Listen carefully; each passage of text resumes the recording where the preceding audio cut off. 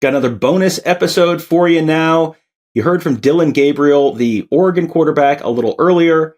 Now you're going to get to hear from Ohio State quarterback Will Howard. He had a lot of stuff to say after the game. He is another great interview, much like Dillon Gabriel. A lot of interesting stuff to say. As a veteran college football player, a very interesting perspective on some of these things as well. So let's start with this one.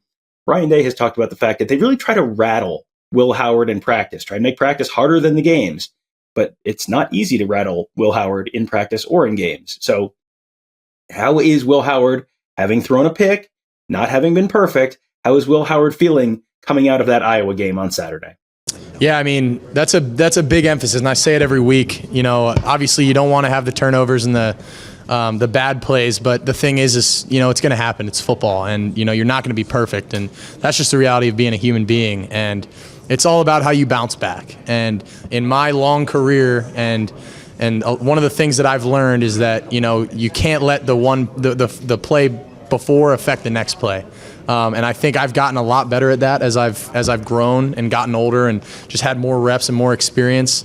But you know, he tries to emulate that at practice, and he tries to get in my head, and you know, he tries to make practice harder than the games, and he does. And I think we do that as well. You know, we push ourselves in practice so that it is truly harder than the games.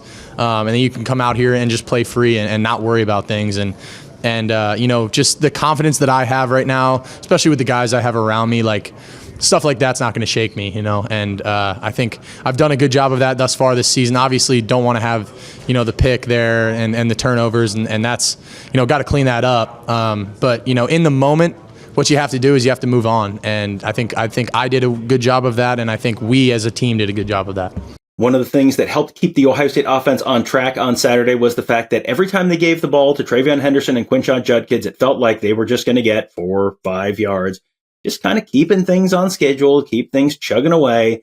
How big is that for the offense? And then you're also going to hear a brief moment where he's talking to Emeka Egbuka off camera in the middle of this answer. Figured I'd let you know, otherwise it's a little confusing. A ton, man. That was a huge emphasis coming into this game. You know, we knew we needed to be physical, play downhill football, and go at them. And I think our O-line took that challenge and ran with it, man. And those dudes are bad SOBs, man. And they're coming downhill and just rocking people off the ball. And I think they're playing really, really good football right now. They're just continuing to get better every single week. I think they played really well last week. I think they played I haven't watched the film yet, but I think they played really, really well this week. Love you. Who was that?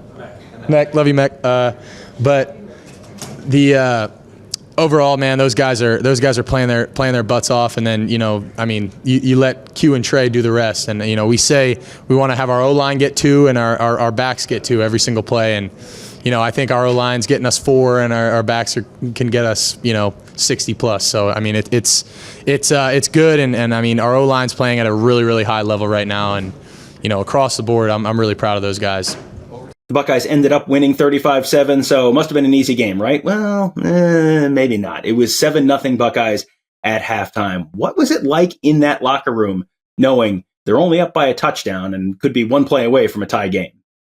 I wouldn't say anything was really different, man. It was we just came out and we said, you know, it's a new half, and you know, we always put the emphasis on that middle 8, you know, and ending the first half the right way and starting the second half the right way. And we did not execute the middle half in the first half, but coming out of the halftime, going down, getting a score, you know, getting a couple turnovers, like that was huge. And that was, you know, our emphasis was like, we have to come out and start fast. We got to go down and get a score. You know, we deferred so we get the ball first. And then we got to come out and get some stops. And I mean, the defense played an unbelievable game today. And when you got a defense that's going to shut them down like they did, I mean, it's hard not to win a lot of games. One of the things we've talked about a decent amount this fall is the idea that Ohio State receivers, if they're covered one-on-one, Will Howard is supposed to consider them open. Those are a one-on-one receiver is a receiver you can throw the ball to. So how much does that impact the offense when he can just sort of put it up to Emeka Egbuka or Jeremiah Smith? Yeah, absolutely, man. It's one-on-one, you know, they're open. And I've said that. And, you know, I have all the trust in the world in those guys, and I've seen them do it in practice. You know, it makes my job easy when I can throw a ball to Emeka on that corner route, that last touchdown that we had.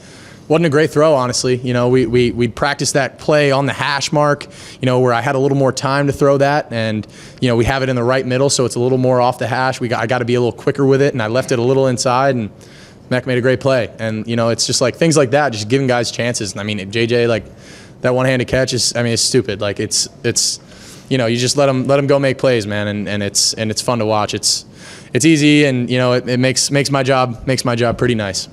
The Buckeyes have undoubtedly had this Oregon game circled on their schedule since the schedule first came out, but they had to get through 4 games first that were against lesser opponents, and then you had to get through the Iowa game, which is a little bit more of a challenge. So what did Will Howard learn about this team in terms of their preparation and their focus heading into what could have been a dangerous game against Iowa that turned out to be a pretty comfortable win? Yeah, we said this coming into this game. We were going to learn about this team. We're going to learn a lot about this team and our toughness, and our ability to block out the noise and go down and get to work. And we knew we had a big one coming up this week, but we knew that this was a big one too. And I think our ability to just come out there and play some smash mouth football a little bit. I think we started well. The first quarter we only had 1 drive, but it was 14 plays, and we went down and scored. And the second quarter, just 2 turnovers, a turnover on downs.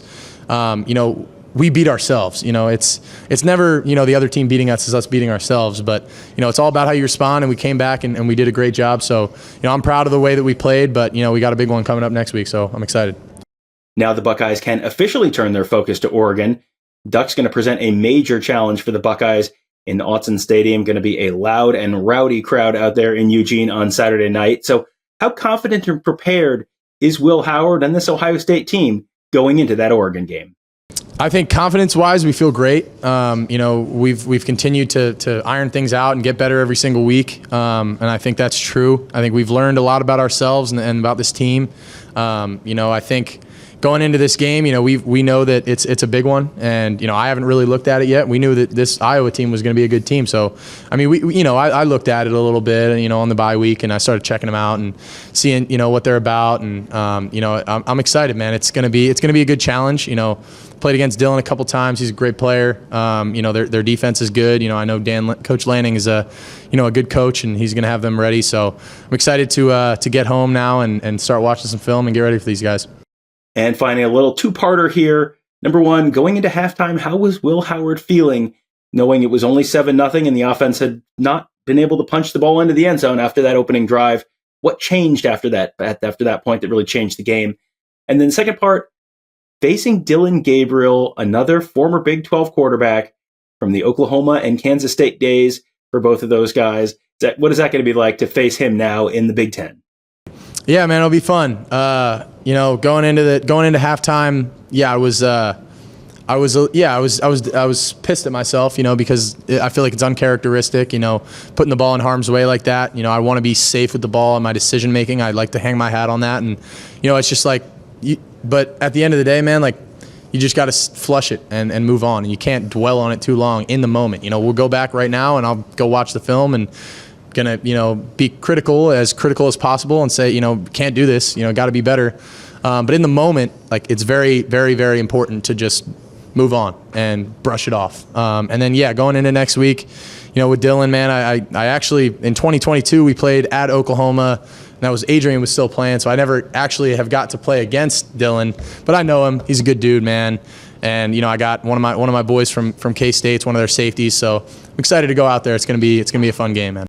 Hope you guys enjoyed that one. There is much more content like that coming later this week at BuckeyeHuddle.com, and YouTube.com/BuckeyeHuddle should have a lot of stuff for you this week.